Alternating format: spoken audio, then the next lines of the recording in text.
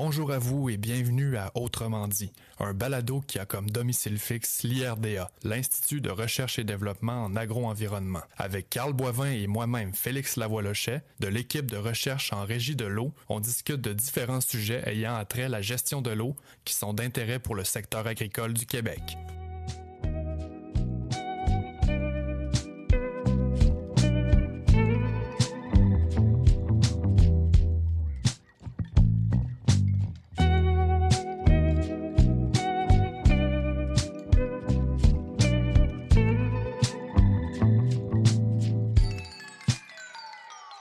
Bonjour tout le monde, bienvenue à Autrement dit. Cette semaine, c'est un épisode vraiment spécial parce que on enregistre en direct de l'AGA de l'IRDA. C'est donc dire que la formule habituelle va un peu changer parce qu'on reçoit beaucoup d'invités qui ont beaucoup de choses intéressantes à nous dire. Pour la cause, je laisse mon micro d'animateur à Caroline Côté, qui est chercheuse et coordonnatrice au partenariat et innovation à l'IRDA.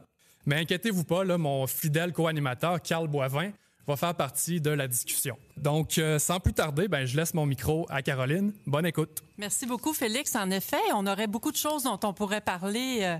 En 2022, on avait 170 projets qui étaient actifs à l'IRDA et environ le quart était directement relié à l'eau. C'est normal, l'eau est à la base de la production agricole et aujourd'hui, je suis accompagnée de 5 collègues. On va vous raconter à notre manière l'histoire de l'eau à travers les activités de recherche que l'on mène à l'IRDA. On peut parler de celles qui entrent dans nos systèmes agricoles pour irriguer les cultures, laver les bâtiments, laver nos fruits et légumes même. Et ensuite, celles qui en sortent pour se retrouver dans nos bassins versants. Les fameux bassins versants. C'est quoi au juste un bassin versant? On va poser la question à Simon Ricard, qui est chercheur en hydrologie à l'IRDA. Bonjour Simon. Bonjour Caroline. Merci. D'abord, le bassin versant, il faut rappeler que c'est une unité territoriale, donc une façon dont on découpe le territoire, qui correspond dans le fond à la région qui alimente un cours d'eau. Autrement dit, là, c'est la portion du territoire pour lequel tous les écoulements convergent en un seul point qui s'appelle l'exutoire. Sur ce bassin versant-là, évidemment, il y a tous les processus du cycle de l'eau qui vont décrire l'ensemble des mécanismes qui permettent à l'eau de se mobiliser sur le territoire. On peut penser évidemment aux précipitations, à la portion qui va s'accumuler sur fond de neige, à celle qui va retourner vers l'atmosphère via l'évaporation ou la transpiration des végétaux. Et ensuite, la balance, dans le fond, qui va s'écouler dans les sols, puis dans le réseau de lacs et rivières. Voilà. Donc, le cycle de l'eau est évidemment là, tributaire du climat, des propriétés géographiques qui vont caractériser le bassin versant. On va penser à la topographie, on va penser à l'occupation du territoire, aux différents types de sols. Catherine va en parler. Et il y a aussi une portion de cet écoulement-là qui va être détournée ou dérivée par l'activité humaine. On peut penser évidemment au barrage, au prélèvement pour l'approvisionnement en eau potable et bien sûr l'agriculture. Et à travers nos pratiques agricoles, l'eau va faire ce passage à travers cette précieuse ressource que sont nos sols agricoles, tellement précieuse que certaines personnes vont consacrer leur carrière à les étudier. Catherine Bossé en fait partie. Elle est pédologue à l'IRDA. Catherine, comment tu décrirais le passage du temps et le passage de l'eau dans nos sols agricoles? Oui, l'eau passe nécessairement là, par une diversité de types de sols là, dans le bassin versant. On le sait, le sol est constitué de différents matériaux. C'est des proportions de sable, limon, d'argile, avec des fragments, ce qu'on appelle communément des roches. Et ça résulte de différents processus ou modes de déposition qui datent d'il y a 10 000 ans. On se rappelle pas en fin de compte. Non, je m'en rappelle pas. Là. Mais il y a eu une glaciation et ensuite, il y a eu la fonte de ces glaciers-là qui ont remanié le sol, qui a fait différents types de déposition, des dépôts fluviatiles, des dépôts marins. Et par exemple, les dépôts marins, c'est des dépôts argileux qui sont nos sols les plus fertiles au Québec qu'on va retrouver dans nos régions agricoles, par exemple dans les basses terres du Saint-Laurent. Je pense aussi à la plaine de l'Abitibi, à la plaine du lac Saint-Jean également aussi. Et c'est ça qui va nous donner un peu la variabilité spatiale de nos sols. Mais souvent, le sol, on va souvent tendance à penser que c'est seulement une couche, mais c'est une diversité de couches. L'eau va passer à travers une diversité d'horizons et de couches. Et ces horizons-là, ils ont été formés en fonction du temps, de la position topographique du sol, de la roche-mère qui était présente, du climat. et également du vivant. Quand on parle du vivant, on va parler des micro-organismes, on va parler aussi de la décomposition de la matière organique et l'activité humaine de par l'agriculture également. Donc, on va retrouver différentes couches et horizons par lesquels la goutte d'eau va passer. Et en quoi les propriétés du sol vont influencer ce parcours-là? Une fois que le sol est atteint, l'eau peut parcourir différents chemins en fonction des différentes couches de sol qu'on va rencontrer, qui ont différentes propriétés également. Par exemple, on peut avoir un sol qui est perméable avec une faible CEC. À ce moment-là, on va avoir des processus de lessivage qui vont arriver. Et ça, l'eau, en passant à travers le profil, va se charger de nutriments, beaucoup des nitrates qui sont très solubles dans l'eau et qui peuvent être transportés, dans le fond, vers les drains souterrains ou vers l'eau souterraine également.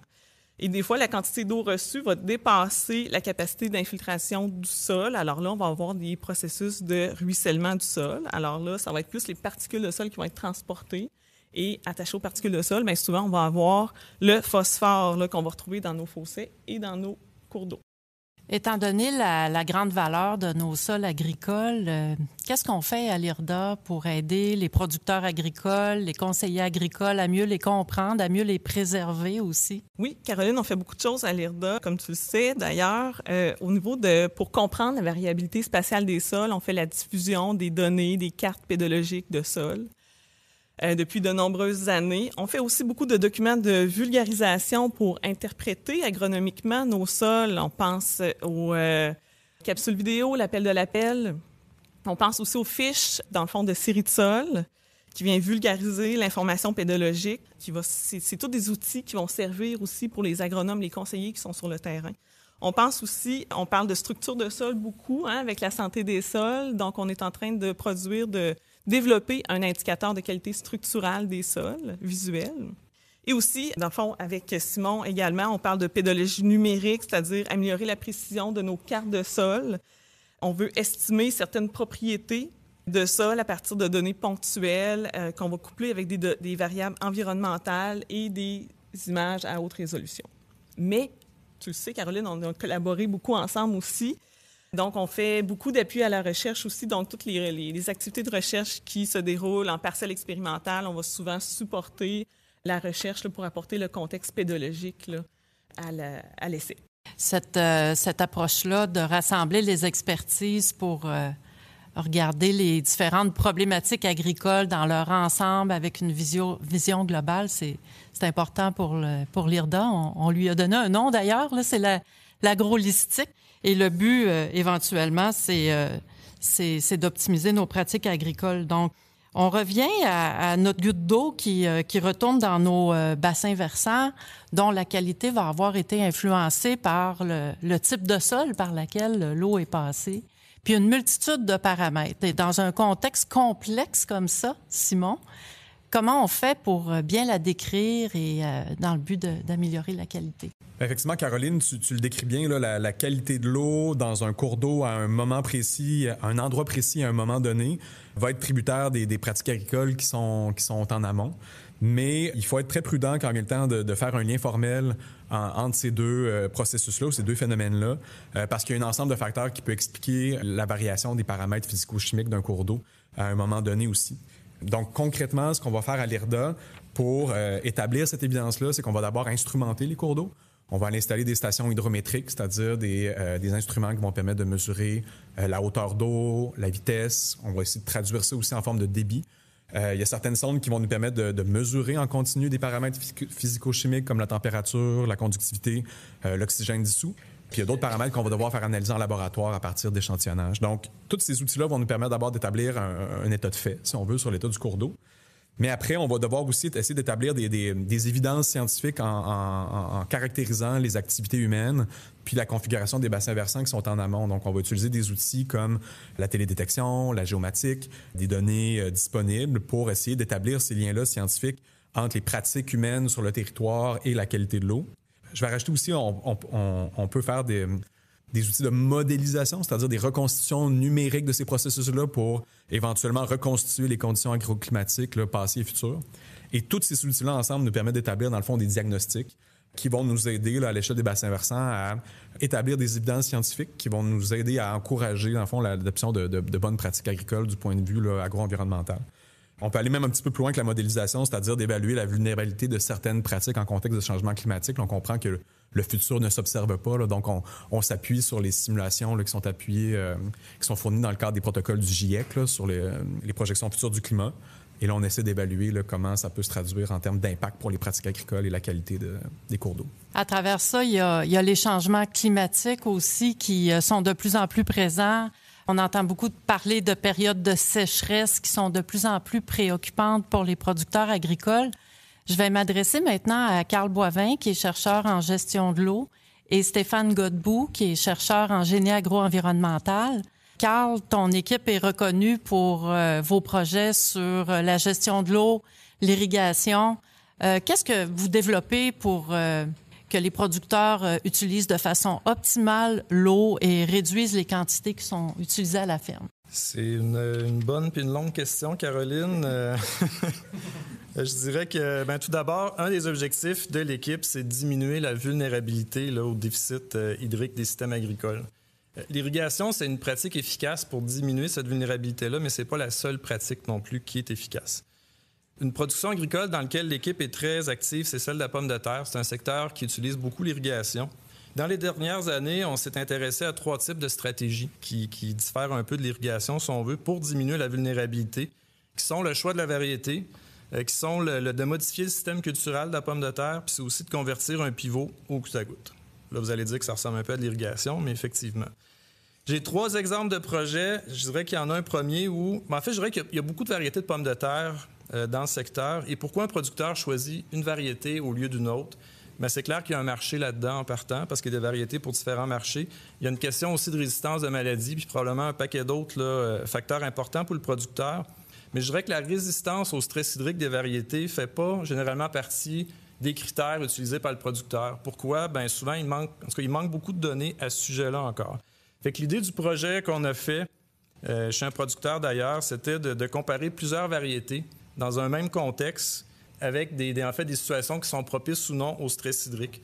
Fait que l'idée après, c'était de faire une espèce de classement de ces variétés-là en termes de performance pour donner des outils aux producteurs pour prendre des décisions par rapport à ça. C'est un projet, ça en prendrait d'autres, mais c'est un exemple là, que la variété peut être impliquée dans une stratégie là, pour diminuer cette vulnérabilité-là. Aussi, pour ceux qui sont moins familiers avec le système culturel de la pomme de terre, c'est une culture qui est généralement produite dans des sols légers puis qui sont billonnés. Fait que le plant de pomme de terre se retrouve au centre de la butte, si on veut. Puis en se retrouvant au centre de la butte, je dirais que cette façon de produire là les pommes de terre, on peut appeler on pourrait qualifier le système culturel de la pomme de terre comme un système de type parapluie. Parce que quand les précipitations entrent en contact avec le feuillage ou le billon, ou même l'irrigation par aspersion, mais cette eau-là a tendance à être détournée dans l'entrevent. Puis cette zone-là, pour l'instant, n'est pas nécessairement propice là, à une bonne efficacité d'utilisation de l'eau et des éléments nutritifs aussi. Donc, où est-ce que je m'en allais avec ça? Je m'en allais avec ça que...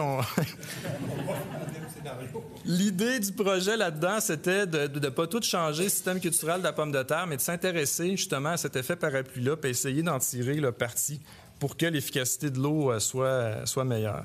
Tantôt, je vous parlais de convertir un pivot en goutte-à-goutte. C'est quoi un pivot? On retrouve beaucoup les pivots chez les producteurs de pommes de terre. C'est un système d'irrigation par aspersion qui est mobile dans le champ, donc il se déplace. Souvent, ça fait pas souvent, mais ça fait des ronds. Donc, justement, on le retrouve beaucoup dans la pomme de terre parce que les superficies sont grandes. Puis si on parle de grandes superficies, mais souvent, on va parler aussi d'un besoin d'approvisionnement en eau qui est grand.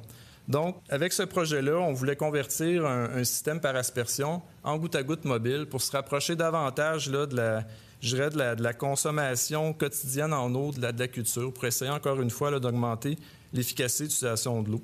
On ne fait pas juste des projets dans la pomme de terre. Je pense que l'été passé, on avait 13 ou 14 productions différentes. D'ailleurs, chez une quarantaine d'entreprises là, chez qui on a fait des projets. Puis justement, on a un projet mais un projet qu'on a réalisé aussi en contexte de production commerciale. C'est chez un producteur de bleuets à Normandin, au Lac-Saint-Jean. Le bleuet nain, normalement, il est destiné au marché de la transformation, de la congélation, si on veut, mais ce producteur-là, lui, veut alimenter le marché frais. Fait qu'il y a une problématique de contrôle du gel, si on veut, à l'automne. Donc, l'irrigation, dans ce cas-là, on ne voulait pas. L'irrigation est efficace pour contrôler les pertes contre le gel, en fait, les pertes dues au gel.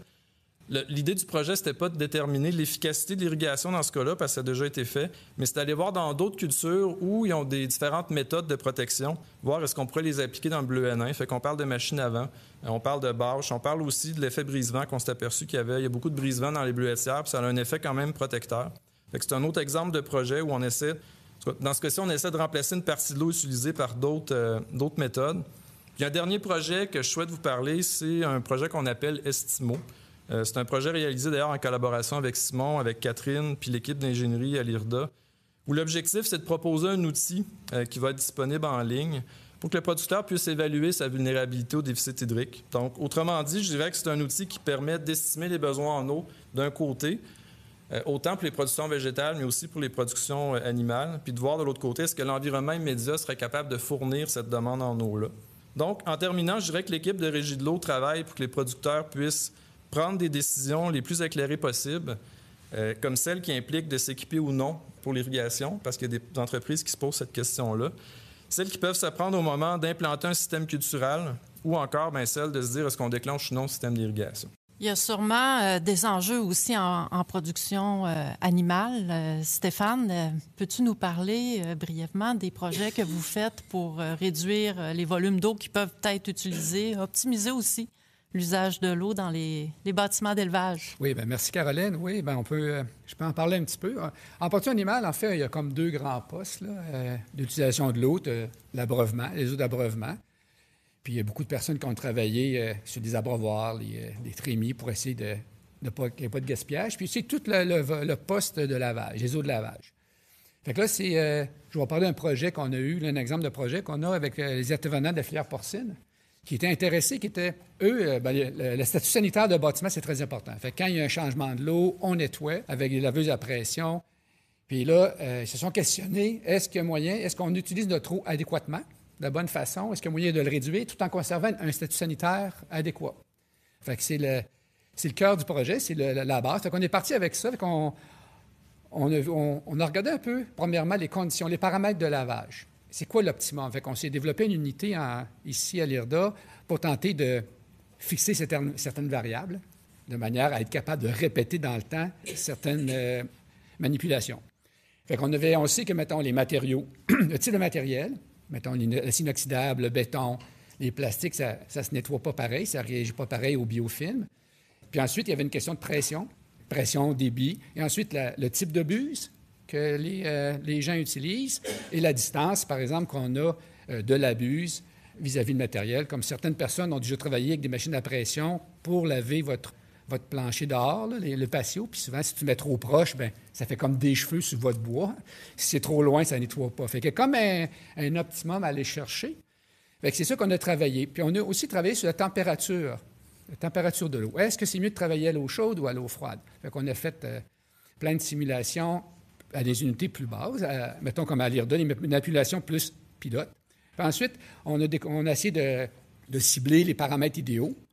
On a ensuite été en porcherie pour voir est-ce qu'on est capable de répéter qu'est-ce qu'on faisait en laboratoire ici avec les matériaux qui sont souillés par les ports en milieu commercial, en milieu réel. Fait qu'on a vu que, nous, ça s'est répété.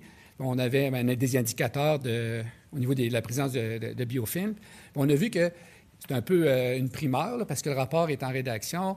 Mais en fait, c'est qu'on a vu que dans certains moments, si tu laves avec l'eau chaude sur certains matériaux, tu avais un gain d'environ 30 de réduction de quantité d'eau pour à peu près le même niveau sanitaire ou meilleur.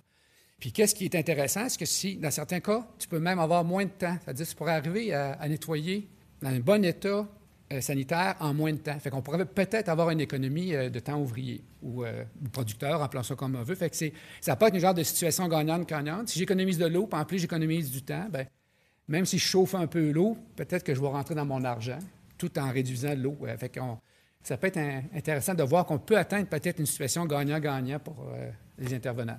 C'est intéressant. On a parlé là, des façons de réduire les quantités d'eau qui sont utilisées en production végétale, en production animale, mais dans certaines entreprises, il y a parfois des difficultés à avoir juste assez d'eau pour faire les différents usages agricoles dont on a besoin à la ferme.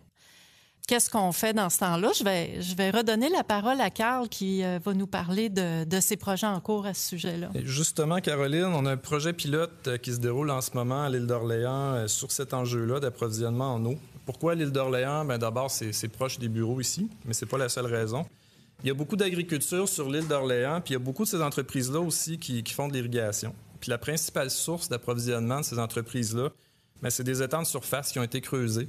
Puis ces étangs de surface-là bien, sont principalement alimentés par la fonte de la neige au printemps. Puis on a compté un petit peu plus que 600 là, dans les dernières années. Puis il n'y a pas beaucoup de cours d'eau. Bien, curieusement, l'île est au milieu d'un fleuve, mais pour l'instant, il n'y a pas beaucoup de producteurs qui s'approvisionnent là, dans le fleuve. Donc, l'approvisionnement en eau, c'est un enjeu pour plusieurs entreprises, mais pas seulement pour l'irrigation. Donc, on travaille en collaboration avec la MRC de l'île d'Orléans là, depuis quelques années pour trouver des solutions, justement, à l'approvisionnement en eau. Puis on a ciblé le captage des précipitations comme une solution qui mériterait d'être développée davantage. Fait que c'est là qu'il y a un projet pilote qui a commencé, puis qui a débuté en 2020.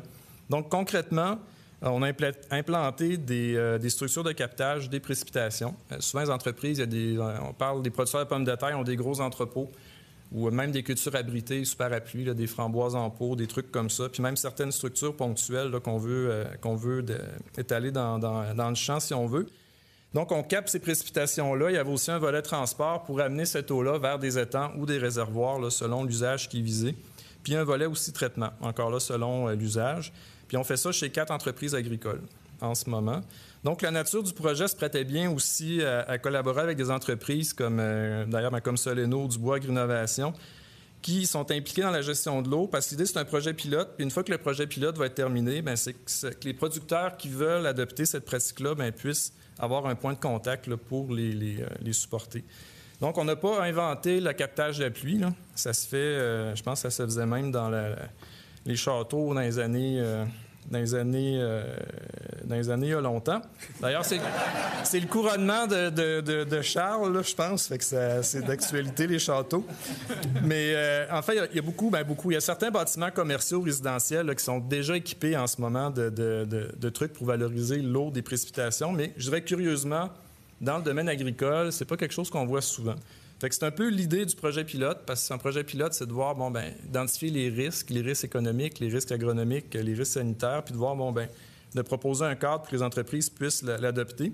Donc, on vise différents usages. On vise l'irrigation, oui, mais on vise aussi le lavage des légumes, la pulvérisation des pesticides, l'approvisionnement en eau non potable pour les bâtiments qui hébergent la main-d'œuvre, parce qu'il y a des entreprises qui hébergent beaucoup de travailleurs étrangers. Puis, selon l'usage, comme j'en parlais, les exigences en termes de qualité peuvent être différentes. Fait que c'est pourquoi il y a un volet qui porte spécifiquement là-dessus. D'ailleurs, c'est pas un hasard, Caroline, si ton équipe est impliquée dans ce volet-là. Puis, tant qu'à parler de qualité, je vais te laisser le micro. Merci beaucoup. On a des activités en cours présentement avec le ministère de l'Environnement et des organismes de bassins versants pour tenter d'identifier justement les sources de contamination fécale qu'on peut observer dans différents bassins versants et pour pouvoir intervenir au bon endroit pour améliorer la qualité microbienne de l'eau. Mais au cours des dernières années, on a travaillé beaucoup sur une méthode qui est l'aération des étangs d'irrigation. Cette méthode-là est inspirée de travaux qui ont été réalisés d'abord dans l'Ouest canadien, où les gens ont commencé à observer des problèmes de santé chez les bovins qui s'abreuvaient dans des étangs abreuvoirs. Et pour réaliser finalement que les bovins étaient malades parce qu'il y avait des algues bleu-vert dans les étangs. Naturellement, ils ne pouvaient pas mettre n'importe quoi dans l'eau parce qu'ils ne voulaient pas rendre encore plus leurs bovins malades. Donc, ils ont travaillé beaucoup sur des méthodes qui permettent d'assainir l'eau sans ajouter d'intrants chimiques de synthèse. Et nous, c'est la même chose qu'on voulait faire pour nos étangs d'irrigation parce que la salubrité des fruits et légumes, c'est important. Les producteurs ont des exigences de marché maintenant reliées à la salubrité des fruits et légumes. Les programmes Canada Gap, par exemple, qui permettent de certifier les pratiques pour assurer la salubrité. Donc maintenant, après quelques années de travail chez des producteurs agricoles, entre autres, on sait que quand on aère un étang d'irrigation 24 heures sur 24, 7 jours sur 7, du printemps jusqu'à l'automne, on réussit à bien contrôler les populations de coliformes fécaux et à réduire la prolifération des algues bleu-vert aussi. Naturellement, l'aération doit être combinée à d'autres pratiques de protection des plans d'eau à la ferme pour éviter qu'il y ait de la contamination à la ferme même. mais c'est une pratique qui a été prouvée pour le contrôle de ces paramètres-là, entre autres. Et au fil du temps, à force de réaliser des projets, on s'est rendu compte que l'aération pourrait avoir d'autres applications aussi. Par exemple, les abreuvoirs pour les bovins qui sont au pâturage. Parfois, les producteurs n'ont pas accès à de l'eau potable de grande qualité. C'est au fond du champ. Donc, on pourrait utiliser l'aération pour assainir préalablement l'eau avant de l'acheminer dans les abreuvoirs pour les bovins qui sont au pâturage. On s'est rendu compte aussi que l'aération accélérait grandement le taux de dégradation de certains pigments. Entre autres, le pigment de la betterave. Je vous parle de ça parce que ça, c'est une histoire qui est reliée au lavage des légumes. On utilise des volumes importants pour laver certains légumes qui sont entreposés pendant l'hiver. Quand les producteurs les emballent, ils font un lavage préalable et parfois, il peut y avoir de ces pigments-là qui se retrouvent dans l'eau de lavage. Donc, pour parler de l'eau de lavage, je vais me retourner encore une fois vers Stéphane.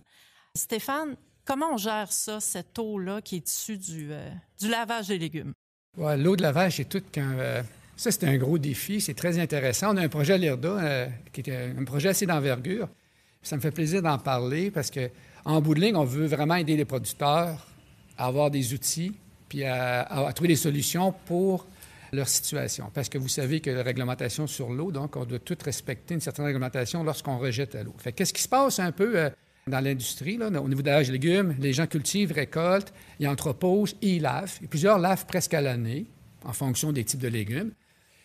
Puis, qu'est-ce qui est vraiment intéressant, c'est que chaque producteur est quasiment un cas type. C'est-à-dire qu'ils sont tous différents parce que les sols ont un impact. Ton temps de récolte a un impact. Si tu récoltes tard ou ceux qui sont récoltés plus tôt, les légumes, l'attachement de la terre n'est pas la même, dépend de la région du légume. Écoute, il y a tellement de variables que le type de récolte, il y a beaucoup de variables qui fait que à chaque producteur, il y a son cas type. Puis après, quand il lave, il y a des laveuses, fait qu'il y a de l'eau qui circule. Il y a une partie qui est recirculée pour laver, mais la dernière portion, il y a une grosse portion qu'il faut que ça soit de l'eau propre. Fait qu'à ce moment-là, veut pas, il y a de l'eau qui est générée. Et puis, cette eau-là retourne dans l'environnement. Malheureusement, la terre ou des matières en suspension qui se retrouvent dans l'eau, les pigments de couleur, peu importe, là, il faut que tu les gères parce que dans certains cas, tu dépasses la réglementation pour un rejet direct au cours d'eau. Fait que là, nous, on est à travailler, à essayer d'aider le producteur à trouver un moyen de gérer l'eau dans le contexte de la réglementation de manière abordable, disons. Fait que nous, à l'IRDA, l'approche qu'on a, c'est toujours... on a parlé d'agrolistique, on a plein de choses là, tantôt, mais c'est vraiment... Nous, on s'est arrêté et on s'est dit, attends un peu, on va retourner au début. À partir de la récolte, qu'est-ce qu'on peut faire? Qu'est-ce qu'on peut faire avant de mettre notre légume dans la machine? Est-ce qu'on peut enlever de la terre? Fait que nous, notre approche est vraiment de se poser la question à tous les maillons de la grande chaîne de lavage, jusqu'à la fin, pour... Quand tu arrives à la fin avant le rejet, s'il reste un peu de polissage à faire, la technologie risque d'être moins lourde puis moins dispendieuse à gérer. Soit ça peut se limiter à de l'aération ou à une décantation durant un certain temps, etc., tout dépendant de la problématique et naturellement du rejet, parce que vous pouvez comprendre que si vous rejetez dans le fleuve, dans un petit cours d'eau, vous n'avez pas tout à fait les mêmes obligations. Fait que c'est tout je pourrais dire, un défi à chaque fois. Puis nous, c'est vraiment que... J'ai toujours dit, moi, je peux te le traiter ton eau si tu veux. OK? Mais ça va coûter un certain montant. Puis le producteur a un plan de traitement. Il produit des légumes, puis il lave des légumes. Il ne traite pas de l'eau. Fait que moi, c'est toujours dans ma tête, il faut trouver une solution qui fait que de jour en jour, jour après jour, année après année, il va l'utiliser de manière intelligente, ça ne coûtera pas cher. Fait que c'est toujours l'approche, mais c'est sûr que ça nous oblige à le regarder avec des collègues biologistes. C'est un travail d'équipe plus que juste dans mon silo à moi. Fait que c'est pour ça que c'est un projet hyper intéressant, puis que j'espère fournir aux producteurs des solutions, c'est plus une genre de boîte à outils, je penserais, Caroline, qu'on va leur offrir, plus que des solutions mur à mur. Chacun va pouvoir l'adapter à sa façon. Oui, parce que parfois, là, l'innovation, c'est pas nécessairement une nouvelle machine, une nouvelle technologie. En agriculture, c'est souvent le défi de trouver quelque chose qui va être bien adapté aux entreprises agricoles et qui va pouvoir être appliqué par la suite dans les entreprises agricoles. Souvent, c'est vraiment ça le défi. À la fin, votre objectif à la fin de tout ça, Stéphane, qu'est-ce que vous souhaitez atteindre comme objectif? Bien, moi, je veux que le producteur ait la possibilité d'adapter des pratiques à son goût. Parce que chacun, il y en a qui lavent plusieurs jours, pas de jours. Fait qu'en fonction de la vie quotidienne, je veux lui offrir un coffre à outils qui va lui permettre de rencontrer la réglementation. Puis, je veux voir aussi, apprendre à regarder ça comme une chaîne et non comme juste un maillon. C'est pas juste le traitement, c'est pas vrai. C'est dès le début, au champ, si ta machine est mal ajustée puis tes ailleurs ont plus de terre qu'ils pourraient en avoir, bien, tu sais, c'est comme ça que je veux voir du début à la fin. Puis c'est ça que notre approche, puis c'est ça qu'on va apporter aux producteurs, les aider là-dedans. Puis c'est sûr que plus ça va coûter cher, plus le consommateur va payer cher pour son légume. Tu sais, il n'y a pas l'équation est facile. Fait que je me dis, si on travaille bien, on travaille des technologies qui ne sont pas trop dispendieuses, le coût des légumes ne montera pas trop, on va respecter l'environnement, puis le consommateur va avoir un produit de qualité pour un prix raisonnable. Voilà, c'est ça mon but. Ça, c'est un défi aussi souvent de rassembler là, tous ces aspects réglementaires, de protection de l'environnement, protection de la santé publique, de productivité des entreprises agricoles. Et des fois, ça devient encore plus compliqué parce qu'on peut entretenir parfois une relation un peu ambiguë avec l'eau. Vincent Filion, il est phytopathologiste à l'IRDA. Vincent, c'est quoi la relation d'un phytopathologiste avec l'eau? L'eau, c'est la vie, mais en même temps, c'est aussi les maladies. Alors, la pluie provoque les éjections de spores. Ces spores-là se dispersent, atterrissent sur les organes qui sont nos denrées agricoles qu'on veut protéger. Alors, selon que l'eau reste là longtemps ou pas longtemps, il va y avoir infection. Donc, des pertes souvent. Et puis, cette dynamique complexe-là de spores qui peuvent être éjectés et tout ça, on appelle ça l'épidémiologie. À l'IRDA, il y a toujours eu des gens qui se sont penchés sur comment ça marche une maladie, quelles sont les conditions qui sont favorables, quelles sont les méthodes de lutte qu'on peut mettre en place. Alors, c'est ça. Pour nous, l'eau, c'est le vecteur des maladies. Parce qu'en même temps, là, vous utilisez l'eau pour contrôler les maladies aussi. Ça, c'est de l'autre côté, c'est que tous mes collègues s'évertuent à maintenir la qualité de l'eau et nous, la première chose qu'on fait avec de l'eau, c'est mettre un fongicide dedans. Alors, il y a un paradoxe évident là. Mais on le fait en essayant évidemment de diminuer les quantités qui sont appliquées. Alors, on vise à optimiser la lutte aux maladies. Alors, quand on prend un fongicide, on le met dans l'eau puis on l'applique, bien, il y a une science derrière ça. Alors, comment mieux appliquer les fongicides ou les pesticides en général, les techniques de pulvérisation, les volumes de bouillie qui sont utilisés à l'hectare. Tout à l'heure, on entendait des questions de comme la quantité d'eau qui est utilisée. Nous, c'est pas tellement de diminuer l'eau parce que c'est une ressource qui est rare, mais c'est de diminuer le temps de remplissage. Alors, optimiser le travail de l'agriculteur, c'est aussi dire, au lieu d'appliquer 500 litres à l'hectare, si on n'a pas besoin de 500 litres à l'hectare, on peut le faire dans 200. Le producteur, lui, il y a un gain là. Nos techniques de pulvérisation vont mener à utiliser des gouttelettes qui sont plus petites. Une gouttelette qui est plus petite, c'est fantastique, ça permet une meilleure dispersion, c'est une meilleure couverture, mais en même temps, cette petite gouttelette-là est plus sujette à la dérive. Alors là, il faut trouver comme un optimum où nos techniques qu'on va proposer vont mieux protéger la culture sans entraîner de dérive. Merci Vincent, puis merci aux autres intervenants et intervenantes. C'était vraiment intéressant, je crois.